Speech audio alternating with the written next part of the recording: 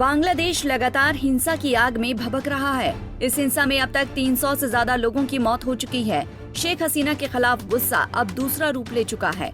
बांग्लादेश में अब हिंदुओं को निशाना बनाया जा रहा है। अब वहां मंदिरों पर हमले हो रहे हैं। हिंदू समुदाय के लोगों को निशाना बनाया जा रहा है।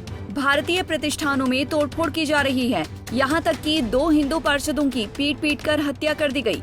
जमात इस्लामी संगठन ने चेतावनी दी है कि जो भी देश शेख हसीना को शरण देगा, उसके दूतावास के बाहर उग्र विरोध प्रदर्शन किया जाएगा। ढाका में इस्कॉन और काली मंदिरों सहित हिंदुओं के कई घरों और मंदिरों को भी निशाना बनाया गया। इसकी वजह से श्रद्धालुओं को शरण लेने के लिए मजबूर होना पड़ा। उपद्रवी भीड़ ने एक भारतीय सांस्कृतिक केंद्र में तोड़फोड़ भी की।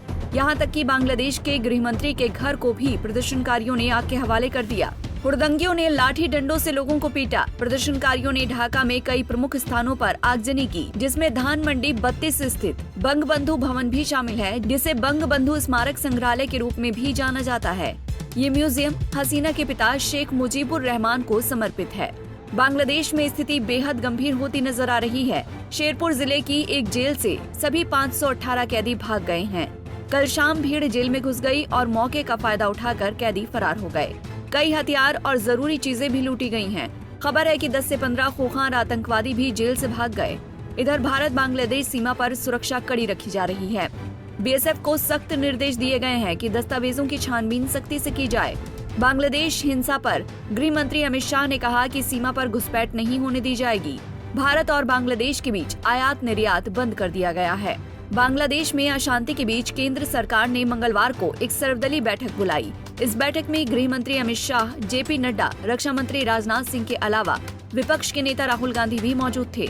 आधिकारिक सूत्रों के अनुसार विदेश मंत्रालय एस जयशंकर ने स्थिति के बारे में विभिन्न राजनीतिक दलों के सदस्यों को जानकारी दी है।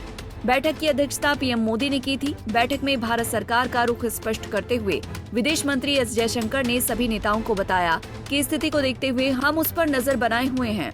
बांग्लादेश में हिंदू समुदाय के खिलाफ बढ़ते हमलों को देखते हुए सेना की ओर से हेल्पलाइन नंबर +8801641968237 +8801738998458 जारी किए गए हैं। अलग अलग 13 जिलों में सेना के अधिकारियों की टीम इन हेल्पलाइन नंबर्स पर मौजूद है। इसके अलावा ढाका में सेना ने कैप्टन के 10 अधिकारियों को हिंदुओं की मदद के लिए तैनात किया है। कई इलाकों में हिंसक भीड़ को हिंदुओं पर हमला करने से स्थानीय लोगों ने भी रोक दिया। सवाल ये उठता है कि आखिर ये हिंसा क्यों भड़की? दरअसल बांग्लादेश सरकार ने स्वतंत्रता सेनानियों के परिवार को 5% रिजर्वेशन देने का ऐलान किया था।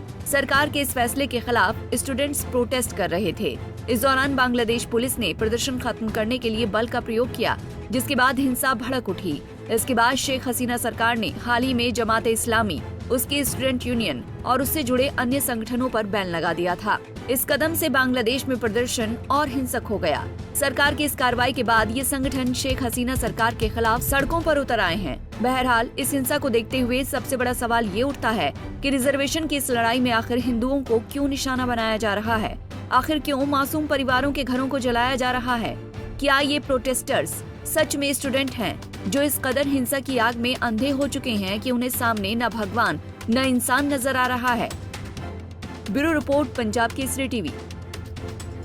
हमसे जुड़े रहने के लिए हमारे YouTube चैनल को सब्सक्राइब करें और नई वीडियो की नोटिफिकेशन के लिए बेल आइकॉन को दबाएं।